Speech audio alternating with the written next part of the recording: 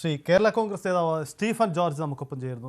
Stephen George, ഇടതുമുന്നണി വിടില്ല എന്ന് നിങ്ങൾ ഔദ്യോഗികമായി പ്രഖ്യാപിച്ചതാണ്. ആ രാഷ്ട്രീയ ചർച്ചകൾ അതവിടെ നിൽക്കട്ടെ. പക്ഷേ നിങ്ങൾ മുന്നണി വിട്ടുവന്നാൽ നിങ്ങൾക്ക് വേണ്ടി കോൺഗ്രസ് കരുതി വെച്ചിരിക്കുന്ന ഇടം തിരുവമ്പാടിയാണ്. ജോസ് കെ മാണി അവിടെ വന്നാൽ ജോസ് കെ മാണിക്ക് വേണ്ടി ഒരു കരുതൽ UDF കേന്ദ്രങ്ങൾ നടത്തുന്നു, കോൺഗ്രസ് നടത്തുന്നു എന്നാണ് ഞങ്ങൾക്ക് കിട്ടുന്ന വിവരം. എന്താണ് ഈ രാഷ്ട്രീയ ചർച്ചകളുടെ അടിസ്ഥാനം? തിരുവമ്പാടി ഒരു നല്ല സീറ്റല്ലേ?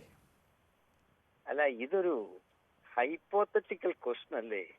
ഈ വാർത്തയ്ക്ക് എന്താ പ്രസക്തി എന്ന് എനിക്ക് മനസ്സിലാകുന്നില്ല. ഞങ്ങളുടെ പാർട്ടി കഴിഞ്ഞ ദിവസം സംസ്ഥാന സെക്രട്ടേറിയറ്റ് യോഗം കൂടി ആ സെക്രട്ടേറിയറ്റിന്റെ തുടക്കത്തിൽ തന്നെ വലിയ ചർച്ചയ്ക്കിടയില്ലാതിരിക്കാൻ വേണ്ടി തന്നെ ജോസ് കെ മാണി പറഞ്ഞല്ലോ, ഇടതുപക്ഷ ജനാധിപത്യ മുന്നണിയിൽ ശക്തമായി ഞങ്ങള് മൂന്നാമത്തെ ഘടകകക്ഷിയാണ്, ഞങ്ങൾ ശക്തമായി തുടർന്ന് ഈ മുന്നണി തന്നെ പോകും എന്ന സംശയങ്ങൾക്കതീതമായി വിലയിരുത്തുകയും പിന്നെ അഭിപ്രായം രേഖപ്പെടുത്തുകയും ചെയ്തിട്ടുള്ളതാണ്.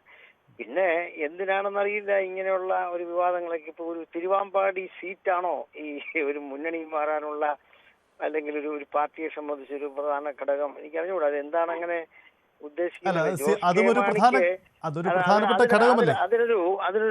എനിക്ക് തോന്നുന്നത് അത് ഞാൻ മനസ്സിലാക്കുന്ന ഒരു ദുസൂചന ഉണ്ട് അതിനകത്ത്. അതാണ് അതിന്റെ കാര്യം. അങ്ങനെ കേരള കോൺഗ്രസിന് അതിൻ്റെതായ ശക്തിയുണ്ട്, കേരള കോൺഗ്രസ് അതിന്റെ മേഖലയുണ്ട്. അതുകൊണ്ട് പ്രത്യേകമായ ഒരു സീറ്റ് കാണിച്ച് അങ്ങനെ പറയുന്നതിൽ വലിയ അർത്ഥമുണ്ടോ? എനിക്ക് തോന്നുന്നില്ല. അതൊന്നും യാഥാർത്ഥ്യബോധത്തോടുകൂടിയുള്ളൊരു ചർച്ചയാണെന്ന് ഞാൻ കരുതുന്നില്ല. അല്ല സ്റ്റീഫൻ ജോർജ്, അതിൽ രണ്ട് സാധ്യതകളില്ലേ? ഒന്ന്, നിങ്ങളെ വീണ്ടും മാടി വിളിക്കുന്നു UDF കോൺഗ്രസ് എന്ന ഒരു സാഹചര്യം, നിങ്ങളെ അംഗീകരിക്കുന്നു എന്ന ഒന്ന്. രണ്ടാമത്, പാലായ്ക്കപ്പുറം അല്പം കൂടി വിജയസാധ്യത തിരുവമ്പാടിയാണ് എന്ന കോൺഗ്രസിന്റെ കരുതൽ. ഒരുപക്ഷെ കാപ്പനെ പിണക്കണ്ട എന്നൊരു കരുതലുണ്ടാവാം. രണ്ടാമത്തെ കാരണം, ജോസ് കെ മാണിക്ക് സുരക്ഷിതം തിരുവമ്പാടി എന്ന ചിന്തയാണ്. പാലായേക്കാൾ സുരക്ഷിതമാണോ തിരുവമ്പാടി? ഇത് ഞാൻ പറഞ്ഞ ഇത് ഞങ്ങളെ അങ്ങനെ കരുതുന്നത് തീർച്ചയായും ഞങ്ങൾക്ക് സന്തോഷമുണ്ട്. അങ്ങനെ ഒരു പരിഗണന ഞങ്ങൾക്ക് നൽകാൻ എന്തെങ്കിലും കാരണം കാണുമല്ലോ, നിങ്ങൾക്കും അറിയാമല്ലോ, പൊളിറ്റിക്സ് അറിയാവുന്നവർക്കെല്ലാം അറിയാമല്ലോ. ആ നിലയിൽ ഞങ്ങൾക്ക് തീർച്ചയായിട്ടും സന്തോഷമുണ്ട്. എന്നല്ലാതെ ഞങ്ങളൊരു നിലപാടെടുത്ത് നിൽക്കില്ലേ, ആ നിലപാടെടുത്ത് നിൽക്കുമ്പോൾ അത് വ്യക്തമായി പറയുന്നുണ്ടല്ലോ ഞങ്ങൾ. പിന്നെ ഇങ്ങനൊരു ചർച്ച നടക്കുന്നു അല്ലെങ്കിൽ ഇങ്ങനൊരു വാർത്ത, അതിനൊന്നും എനിക്ക് തോന്നുന്നില്ല. അങ്ങനെ ജോസ് കെ മാണിക്ക് ജയിക്കാൻ ഇപ്പോഴത്തെ രാഷ്ട്രീയ സാഹചര്യത്തിൽ, പണ്ടങ്ങനെ സംഭവിച്ചു, ചില കാര്യങ്ങൾ സംഭവിച്ചത് വേറെ കാര്യം. പക്ഷെ എന്ന് കരുതി കേരള കോൺഗ്രസിന്റെ തലപ്പത്തിരിക്കുന്ന KM മാണി സാറിന്റെ മകൻ Jose K Mani MP party ചെയർമാനാ, അദ്ദേഹത്തിന് ജയിക്കാനായിട്ട് എന്റെ കാഴ്ചപ്പാട് അങ്ങനെ ബുദ്ധിമുട്ടുള്ള കാര്യമൊന്നുമില്ല. ഏതെങ്കിലും ഒരു സീറ്റ് മാത്രമല്ല, ഒരു സീറ്റ് മാത്രം നിന്നാൽ ജയിക്കുള്ളൂ എന്നാണ് അതിന്റെ അർത്ഥം. ജയിക്കുന്ന സീറ്റുകൾ ധാരാളം വേറെ ഉണ്ടല്ലോ, പാലായിൽ തന്നെ ജയിക്കാമല്ലോ. അപ്പൊ എന്തിനാണ് ഇങ്ങനെ ഒരു ചർച്ച കൊണ്ടുവരുന്നത് ഞങ്ങൾക്ക് ഇപ്പോൾ പിടികിട്ടിട്ടില്ല. അതാണ് വേറൊരു കാര്യം. അല്ല, പാല അത്ര രാഷ്ട്രീയ സുരക്ഷിതത്വമല്ല, പാല അത്ര സുരക്ഷിതമല്ലെന്നാണ് പലരും പറയുന്നത്. അതുകൊണ്ടാണ് നിങ്ങളൊരു കാര്യം മനസ്സിലാക്കേണ്ടത്, ഏതെങ്കിലും കാലത്ത് ഒരു സീറ്റ് ഒരു മുന്നണിക്ക് തന്നെ ഒരാൾക്ക് തന്നെ ജയിക്കാൻ കഴിയുമോ? ഇപ്പൊ മാണിസാർ, ഉമ്മൻചാണ്ടി പോലുള്ള പ്രഗത്ഭരായിട്ടുള്ള ചില ആളുകൾക്ക് 50 വർഷം തികയ്ക്കാൻ കഴിഞ്ഞു ഒരു നിയോജകമണ്ഡലത്തിൽ എന്നല്ലാതെ എത്രയോ പ്രഗത്ഭരായിട്ടുള്ള ആളുകൾ മത്സരിക്കുന്ന സീറ്റ് വൻ ഭൂരിപക്ഷം ജയിക്കുന്നവർ പിന്നെ പരാജയപ്പെടുന്നു. അപ്പോൾ ഓരോ ഘട്ടത്തിലും ഓരോ രാഷ്ട്രീയ സാഹചര്യമാണുള്ളത്. അതാണ് മനസ്സിലാക്കേണ്ട കാര്യം. ഇന്നത്തെ തെരഞ്ഞെടുപ്പ് റിസൾട്ട് ആയിരിക്കുകയല്ല നാളെ.